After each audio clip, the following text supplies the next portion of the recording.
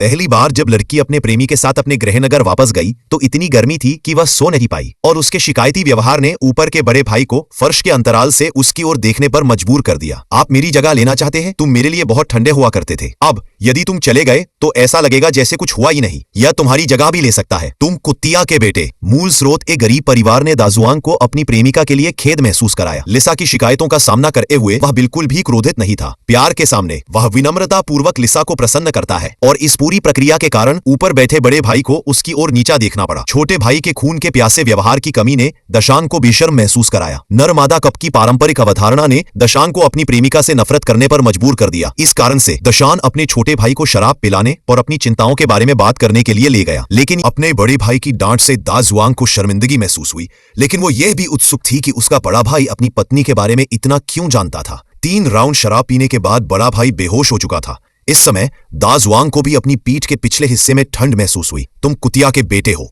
वही लिसा के परिवार ने पूरी रात इंतजार किया और दाजुआंग को कभी वापस आते नहीं देखा। वो इतना ऊब गया था कि उसने घर में हर जगह रोशनी कर दी। उसे गलती से छत पर छेद दिख गया। उत्सुकतावश उसे जांच करने के लिए सीढ़ियों की ओर जाना पड़ा। जल्द ही उसे छत पर किसी के निशान मिले और दाजुआंग को एहसास हुआ कि स्थिति गलत थी। वो बिना रुके घर लौट आया। जब वो अंदर आया तो उसने पाया कि लिसा को अब पता नहीं चला कि बहुत देर नहीं हुई है। लिसा को छत पर एक छोटा सा छेद मिला। इसे खोलने के बाद उसे दाजुआंग दिखाई दिया जो वापस आ गया था। शर्म और गुस्से की भावना ने लिसा के मन को निगल लिया। तुम एक कुतिया के बेटे हो जिन, तुम एक कुतिया के बेटे हो।